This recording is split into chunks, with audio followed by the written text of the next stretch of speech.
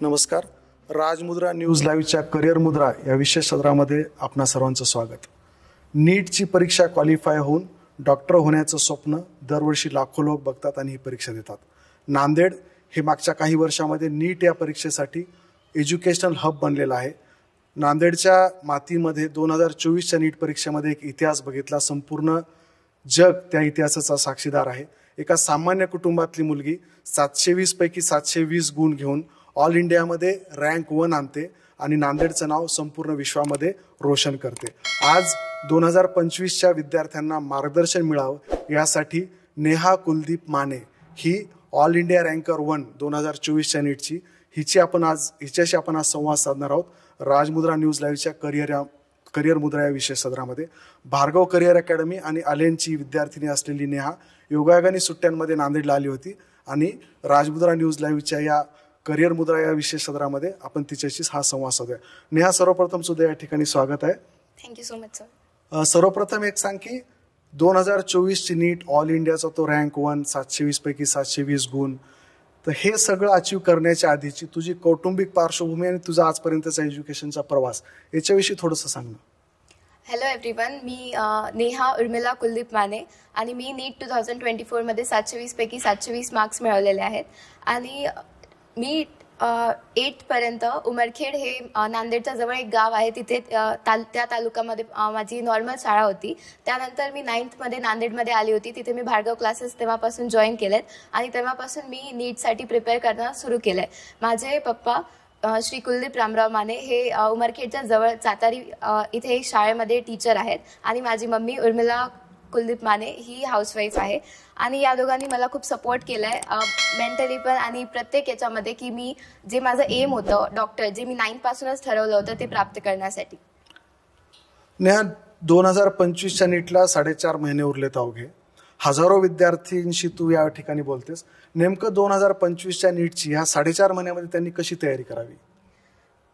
4च महिने उरलेले आहेत आणि तुम्ही आता काय करावं हे सगळं तुमच्यावर डिपेंड करते. तुम्ही आतापर्यंत 2 वर्ष काय करत आलेले आहात, तुम्ही कोणत्या गोष्टींमध्ये वीक आहे, कोणत्या म्हणजे पॉईंट्स तुमचे स्ट्रॉंग आहेत, हे सगळे आता मॅटर करतं. आणि आता तुम्ही थोडा पण टाइम वेस्ट नाही करायला पाहिजे. उलट हा पण जो व्हिडिओ आहे तुम्ही सेपरेट वेळ काढून नाही पाहायला पाहिजे. तुम्ही जेवता बघायला पाहिजे किंवा जे पण तुमचा स्पेअर टाइम आहे 2x वर पाहायला पाहिजे. कारण सध्याचे पुढचे 4 महिने तुमच्यासाठी खूप इम्पॉर्टंट आहेत. कारण नीटमध्ये आता मी एम्स दिलेला आहे, त्याच्यामध्ये 716 वाला माझ्यासोबत आहे, 715 वाला एम्स दिलेला लागला नाही. तर एक मार्कवर खूप कॉम्पिटिशन आहे. तर सध्या तुम्ही तुमचा काही विचार न करता पुढचे 4 महिने टोटल अभ्यासामध्ये टाइम स्पेंड करा. जे पण तुम्ही क्लासेस जेवढे पण रेग्युलर अटेंड करता ते झाल्यावर तुम्ही पूर्ण टाइम, मी असं सांगते की झोप म्हणजे व्यवस्थित 6 तासाची झोप घेऊन अभ्यासाला द्यायला पाहिजे. त्याच्यामध्ये मध्ये ब्रेक्स तुम्ही तुमच्यानुसार घ्यायला पाहिजेत. पण आता पुढचे 4 महिने तुमचा प्राईम फोकस फक्त तुमचा अभ्यास असायला पाहिजे असं मला वाटतंय. नेहा, फेब्रुवारीमध्ये बोर्डाची परीक्षा येते, त्यानंतर लगेच मे 2025 मध्ये नीटला हे मुलं सामोरे जाणार आहेत. बोर्डाची परीक्षा, त्याचं प्रिपरेशन कसं करावं आणि नीट आणि बोर्ड हे समन्वय कसा साधायचा नेमका? जेव्हा मी 12th मध्ये होते तेव्हा माझ्या माइंडमध्ये क्लिअर होतं की एम्स दिल्लीसाठी म्हणजे एम्ससाठी 60%चा क्रायटेरिया आहे बोर्ड्सचा. तर माझ्या माइंडमध्ये तेव्हा क्लिअर होतं की मला 60% पाहिजेत एम्स बोर्ड्समध्ये आणि मी माझा पूर्ण टाइम नीटमध्ये म्हणजे माझं पूर्ण फोकस नीटकडे देणार आहे. तर तुमच्या माइंडमध्ये क्लिअर पाहिजे की तुम्हाला बोर्ड स्टॉप करायचे की तुम्हाला फक्त 60% जे तुमचा क्रायटेरिया आहे तो कम्प्लीट करायचा आहे. कारण आणि बोर्ड्सचे मला असं वाटतं की मार्क्स तेवढे मॅटर करत नाही. तर तुम्ही ते पास होण्यासाठी किंवा 50-60% जे पण क्रायटेरिया आहे त्याच्यासाठी तुम्हाला किती वेळ लागतो हे तुम्ही स्वतः हे करायला पाहिजे. जसं माझं असं होतं की 21ला आमची फर्स्ट इंग्लिशचा पेपर होता आणि मी 18-19 तारीखपासून बोर्डसाठी प्रिपेअर करायला सुरू केलं होतं. म्हणजे आमचे आणि जेव्हा पेपरमध्ये 2 दिवसाचे गॅप्स होते मी त्या गॅप्समध्ये अभ्यास केलेला. मी सेपरेट म्हणजे 1 महिना आधीपासून बोर्ड्ससाठी अभ्यास केला अशी गोष्ट नाही आहे. तर तुम्हाला काय म्हणजे तुम्हाला किती मार्क्स पाहिजे, तुम्हाला असं वाटत असेल की जर तुम्ही थोड्याशा प्रयत्नामध्ये करू शकता आणि तुम्ही करू शकता. कारण बोर्ड्स तुम्ही थोडासा अभ्यास करून, कारण फिजिक्स, केमिस्ट्री, बायो हे 3 सब्जेक्ट तुमचा जो नीटचा सिलेबस आहे आणि बोर्डचा तो ऑलमोस्ट सेम आहे. इंग्लिश, मराठी हे जे विषय आहेत, हिंदी हे विषय ते ऑलमोस्ट लाईक पॅरेग्राफ बेस असे करून तुम्हाला येऊन जातील. तर मला तर असंच म्हणावं वाटेल की जे तुमचा बोर्ड सुरू होईल त्याच्या 5 दिवसाआधीपासून तुम्ही ते प्रिपेअर करा, तेव्हा नीट थोडी साईडला करून द्या आणि बोर्ड्सवर फोकस करा. अशाने होऊन जाईल तुम्हाला जे पण हवंय. नेहा, आता जवळपास सगळ्या क्लासेसचा सिलेबस संपलाय. रिव्हिजनचं शेड्यूल नेमकं कसं ऍडजस्ट करायला पाहिजे विद्यार्थ्यांनी? आता तुमचे 4 महिने उरलेत, तर मला असं वाटते की तुमचे 2दा तरी छान एकदम पूर्ण सिलेबसचं रिव्हिजन व्हायला पाहिजे. आता तुमच्या प्री टेस्ट सिरीज सुरू असतील, तर या टाईममध्ये जो पण तुमचा सिलेबस असतो एका एक्झामसाठी, तुम्हाला 7 दिवसाच्या सुट्ट्या असतात, तर त्या सुट्ट्यांमध्ये तुम्ही आता तुम्हाला जे काही इम्पॉर्टंट वाटते त्या चॅप्टरबद्दल, मग ते NCERT वाचणं असो, त्याचे नोट्स असो, एखाद्या बुकचे इम्पॉर्टंट क्वेश्चन्स असो, हे सगळं म्हणजे किंवा काही डाऊट्स असेल, हे आत्ता तुमचा प्राईम टाईम आहे तुम्ही डाऊट सॉल्व्ह करायला. कारण जेव्हा बोर्ड्स होतील त्याच्यानंतर तुमच्याकडे फक्त 1.5 महिना उरेल, तेव्हा तुम्हाला बेसिक म्हणजे वरून ओव्हरलुक करून सगळं कंप्लीट करायचं आहे. तर आता तुमचे कॉन्सेप्ट वगैरे क्लिअर करण्यासाठी हा तुमचा लास्ट चान्स आहे. तर मला असं वाटतं की हे 4 महिने तुम्हाला टाइम द्यायला पाहिजे की बोर्ड्सच्या आधी माझं एकदा पूर्ण कंप्लीट रिव्हिजन व्हायला पाहिजे आणि बोर्ड्सच्या नंतर एकदा व्हायचं, हे तुम्ही डिसाईड करायला पाहिजे. या पद्धतीने करिअरच्या बाबतीत असं झालंय नेहा की कुटुंबाचं अपेक्षा असतात, पालकांच्या अपेक्षा असतात, त्यातून मग तुलना होते, तुला एवढेच पडले, त्याला बघ किती पडले. तर ह्या सगळ्या गोष्टीचं दडपण कळत नकळत त्या विद्यार्थ्यांवरती येतं. आणि पहिल्या परिचयामध्ये तू सांगितलं की तुझ्या फॅमिलीने तुला खूप सपोर्ट केलाय. नेमकं पालकांना काय सांगशील? ह्याच्या तुलना होतात, ह्या अवास्तव अपेक्षा ठेवल्या जातात विद्यार्थ्यांकडनं नीट क्रॅक करण्यासाठी, तर थोडंसं पालकांना, विद्यार्थ्यांना नेमकं काय सांगशील? या ताणतणाव व्यवस्थापन कसं केलं पाहिजे? आता या उरलेल्या वेळेमध्ये अभ्यासासोबत मेंटल स्टॅबिलिटी ही खूप महत्त्वाची गोष्ट आहे. कारण म्हणजे फक्त 3 तासामध्ये तुम्ही जे 2-3 वर्षापासून प्रिपेअर करत आहे ते सगळं तुम्हाला त्या 3 तासामध्ये ते ठरवणार आहे की तुमचं पुढचं रिझल्ट काय असेल. तर मेंटल स्टॅबिलिटी सगळ्यात गरजेची आहे आणि ती आपण फक्त फॅमिली आणि टीचर्सकडूनच आपल्याला मिळू शकते. मी असं नाही म्हणणार की पॅरेंट्सनी म्हणजे काहीच म्हणायला नाही पाहिजे, त्यांनी ऑफकोर्स द्यायलाच पाहिजे ताण, आणि ते म्हणजे देतातच, पण असं खूप बर्डन ठेवू नये की तुला एवढेच मार्क मिळायला पाहिजे किंवा तुझा एखादा प्रश्न चुकला तर तुझा असा कसा चुकला. उलट ते विचारायला पाहिजे की माझे पॅरेंट्स हर एक्झाम नंतर मला विचारायचे की किती मार्क्स पडले, कशामध्ये चुकले, काय. तर हे ओव्हरव्ह्यू तुम्ही स्टुडंटच्या सोबत असायला पाहिजे, पण त्यांना असं बर्डन नाही करायला पाहिजे की तू हाच अभ्यास कर. आता सपोज कोणाचं म्हणजे अभ्यासामध्ये लक्ष लागत नसेल, त्याला 15 मिनिट ब्रेक पाहिजे असेल, तर त्यामध्ये असं नाही म्हणजे पॅरेंट्सनी त्याच्यामध्ये असं त्यांना टोकू नये असं मला वाटते. तुम्ही सपोर्ट त्यांना करा, थोडासा त्यान पण द्या, कारण हे गरजेचं आहे. कारण जर पॅरेंट्सने आपल्याला प्रेशराईज केलं नाही तर आपण काहीच करणार नाही, म्हणजे एक थोडंसं रिलॅक्स होऊन जाईल. तर माझे मम्मी पप्पाचं असं होतं की तुझ्यामध्ये कॅपॅसिटी आहे, तुझ्यामध्ये तू बेस्ट कॉलेज जे तुझं एम्स दिली तू मिळवू शकते, तर ते तू मिळवायला पाहिजे. पण ॲट द सेम टाइम ते असं पण मला सांगायचे जेव्हा मला कमी मार्क्स असेल की जर तुला नाही मिळालं तर काही होणार नाहीये, म्हणजे खूप मोठं काही नुकसान नाहीये की तुझं सगळं म्हणजे जग संपेल असं. तर पॅरेंट्सनी वेळेनुसार सपोर्ट करायला पाहिजे. मला वाटते आधी जशी माझी मम्मी थोडीशी स्ट्रिक्ट आहे ॲज कम्पेअर टू पप्पा, तर थोडंफार जर मार्क्स माझे इकडे तिकडे झाले तर माझी मम्मी रागवायची, पण मग माझे पप्पा मला थोडंसं प्रेमाने हँडल करायचे. तर हे बॅलन्स पॅरेंट्सनी व्यवस्थित द्यायला पाहिजे असं मला वाटतं. नाही, टेस्ट सिरीजचे मार्क्स कमी जास्त होतात आणि मग ते मार्क कमी आले की विद्यार्थी त्याचं एक प्रेशर घेतात, घरचे पण काहीतरी त्या दडपणाखाली जातात. हे नेमकं हँडल कसं करायचं? एखाद्या एक्झाममध्ये मार्क कमी आले तर त्याच्यातून बाहेर पडून अजून बेटर कसं करता येईल? हे जे टेस्ट सिरीज आहे याच्यामध्ये खूप जास्त तुमचे अपडाऊन्स होतील. तुम्ही किती ब्राईट स्टुडंट असेल, किती पण ॲव्हरेज स्टुडंट असेल, हे अपडाऊन तुमचे होणारच आहेत. आणि हे उलट तुम्ही पॉझिटिव्ह वेने घ्यायला पाहिजे की ह्या सगळ्या ज्या चुका आहेत ह्या तुम्हाला कळाला आणि आता तुम्ही असं त्याच्यावर प्रयत्न करून एंडला ह्या चुका तुमच्या होऊ देता येणार नाहीत. तर मग ह्या सगळ्या चुका तुम्ही कशा झाले हे तुम्हाला आता इम्प्रूव्ह करायचं आहे. आणि उलट चांगलं आहे की जेवढ्या चुका आत्ताच होतील तुमच्या, तर याला पॉझिटिव्ह वेने घ्या. मार्क्सचे अपडाऊन होत राहतात. जर तुम्हाला खूप मेंटली प्रेशर येत असेल तर फॅमिली टीचर्स सोबत बोला, पण हे खूप नॉर्मल आहे. आणि याच्यासाठी आतापासून तुमची मानसिक तयारी ठेवा की लास्टच्या डेपर्यंत तुमचे मार्क्स खालीवर होणार आहेत. मी अनेक विद्यार्थी बघतो नेहा, पर्टिक्युलरली नीट प्रिपेअर करणारे, जेवलं की झोप लागते म्हणून ते रात्री अपरात्री जेवतात किंवा जेवतच नाहीत, स्किप करतात, उपवास धरतात, किंवा त्यापेक्षाही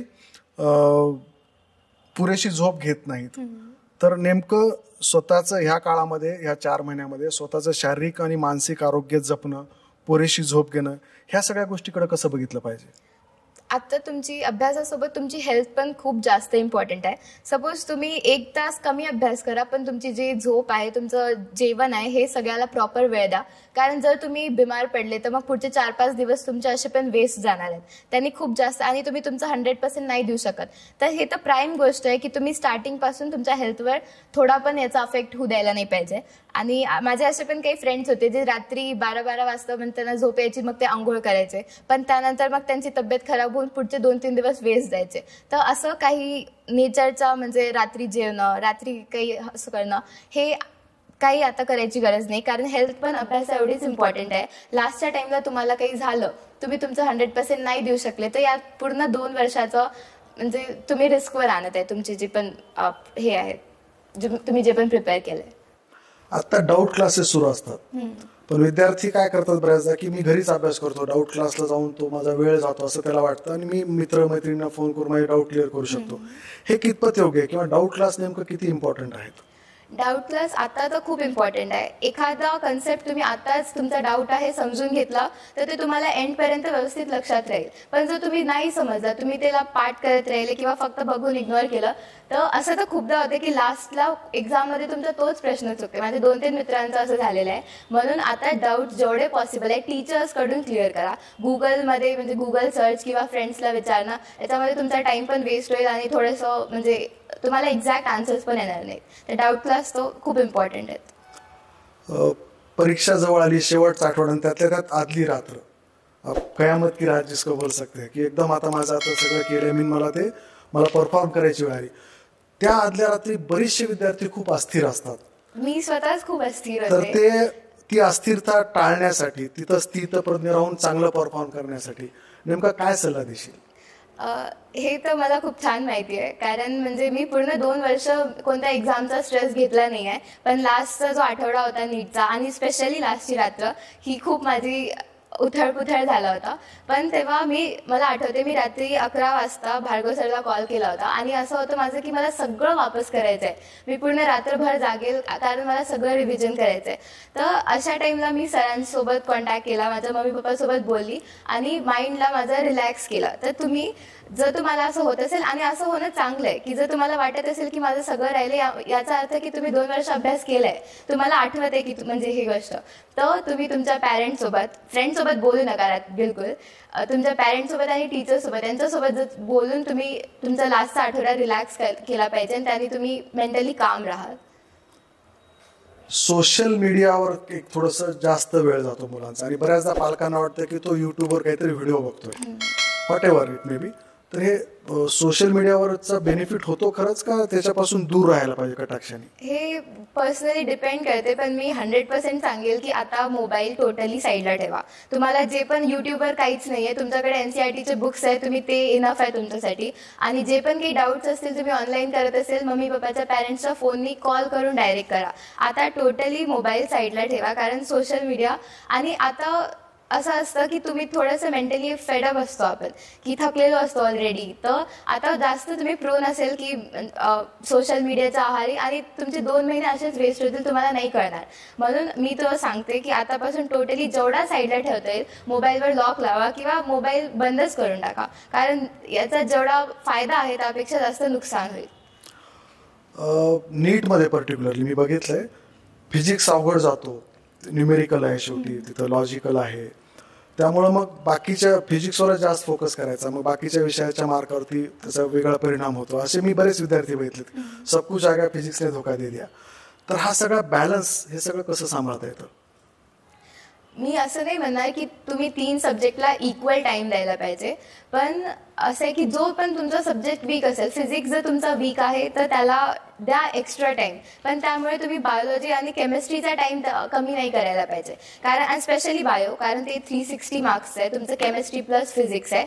तर तुम्ही त्या 2ला अफेक्ट न करता एक्स्ट्रा टाइम 1-2 तास टाइमपास इकडचा कमी करून फिजिक्सला द्यावा असं मला वाटतं. 3ही सब्जेक्ट बॅलन्स करणं खूप इम्पॉर्टंट आहे. कारण कोणताही एक प्रश्न कोणत्याही सब्जेक्टचा चुकला तर तुम्हाला लास्टला ओव्हरऑल नुकसान होईल. नेहा, बायोमध्ये असर्शन रिझन क्वेश्चन जो असतो त्याच्यामध्ये 2 ऑप्शन खूप कन्फ्यूज करणारे असतात, तर तिथं काय स्ट्रॅटेजी नेमकी अवलंबायला पाहिजे विद्यार्थ्यांनी? हे असे सगळे जे प्रश्न आहेत कन्फ्युजिंग जे होतात, तुम्ही याची जेवढी पॉसिबल आहे तेवढी प्रॅक्टिस करा. एक तर असर्शन रिझनची प्रॅक्टिस करा जे तुम्हाला टीचर्स प्रोव्हाइड करतील त्याची बँक, आणि किंवा तुमचे जे कन्सेप्ट डाऊट्स क्लिअर का करायचे हे इथे पण आहे. जर तुम्हाला ती कन्सेप्ट माहीत असेल तर मग ते म्हणजे तुम्हाला इझिली होऊन जाईल. जर तुम्ही असं नुसतं पाठ केलेलं असेल तर मग तुम्हाला जास्त धोका देतील हे प्रश्न. म्हणून तुम्ही त्याला व्यवस्थित विचार करून नुसतंच म्हणजे रट्टा न मारलेलं असं करायला पाहिजे. प्रॅक्टिसच इम्पॉर्टंट आहे. आउट ऑफ 720 120 प्लस 120 240 आहे, पण म्हणजे मेजर वेटेज आहे बायोचं आहे. बायो, तर बायोच्या अभ्यासामध्ये नेमकं लक्ष लागत नसेल किंवा असं काही होत असेल तर अशा विद्यार्थ्यांना काय सल्ला देशील तू? तुम्हाला सगळ्यालाच लक्ष द्यावंच लागणार आहे. जर तुम्ही जे पण एम केलंय ते पाहिजे तर लक्ष द्यावंच लागेल. याला काही हेच नाही आहे. ओके, बरं नेहा, नीटच्या 2024 मध्ये प्रॅक्टिकल केमिस्ट्री हा नवीनच एक कन्सेप्ट आला होता, आणि त्यावेळी तुम्ही त्याचा नेमका कसा अभ्यास केला? प्रॅक्टिकल केमिस्ट्रीचे आम्हाला कोचिंगकडून मॉड्यूल भेटले होते, मी ते केले होते, प्लस क्लासेस झाले होते ते अटेंड केले होते. ते इनफ आहेत. पण तुम्ही आणि त्यांच्या ऑफिशियल NCERTच्या वेबसाईटवर त्यांनी NCERT अपलोड केलेली आहेत प्रॅक्टिकल केमिस्ट्रीची, जो पण न्यू सिलेबस आहे. जर तुमच्याकडे आता वेळ आहे आणि तुम्ही ते एकदा वाचलं तर सगळ्यात छान आहे, परफेक्ट तुमचं होऊन जाईल. किंवा कोचिंगचे मॉड्यूल पण त्याच्यासाठी इनफ आहेत. तुझ्या बोलण्यातनं वारंवार NCERT येत आहे, तर NCERT वाचणं कितपत आवश्यक आहे, आणि NCERTच्या व्यतिरिक्त कुठला प्रश्न नीटमध्ये आलाय का आतापर्यंत?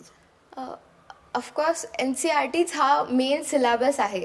तर म्हणजे तुम्ही कोणता पण इंटरव्ह्यू बघा, कोणते पण व्हिडिओ, त्याच्यामध्ये NCERT येईलच. आणि आता तुम्हाला NCERTच करायची आहे. आतापर्यंत तुम्ही म्हणजे जे पण एक्स्ट्रा बुक्स वगैरे करत असाल ते आता सगळे साईडला ठेवा, आणि तुम्हाला जेवढं जास्त NCERTला डोक्यामध्ये घेता येईल तेवढं जास्त घ्या.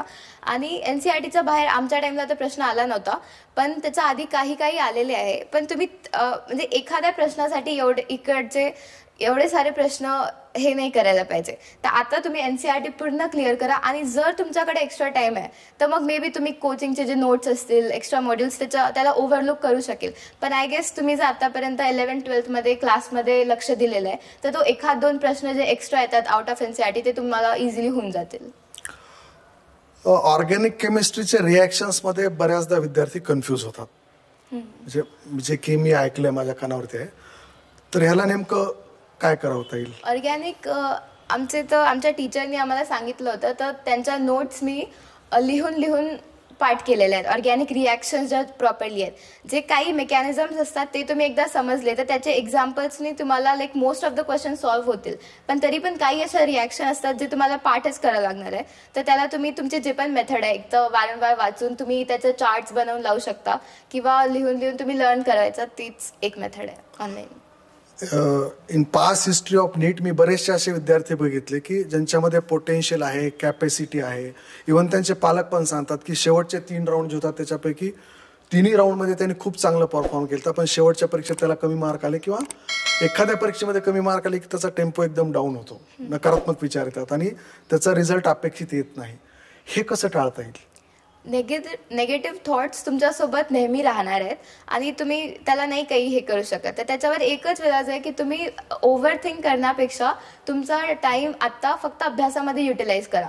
जेव्हा तुम्ही काहीतरी करता मग तेव्हा तुम्हाला एक्स्ट्रा थॉट्स येणार नाहीत. तर मी वापस हेच सांगते की तुमचे जे पण क्लोज आहेत, म्हणजे पॅरेंट्स आणि टीचर, त्यांच्यासोबत या गोष्टीसाठी बोला. तुमचं नेमकं कुठं चुकत आहे, म्हणजे असं काही पॉईंट्स चुकत आहे जे तुम्हाला माहीतच नाही, तर मग तुम्हाला एक्स्ट्रा अभ्यासाची गरज आहे.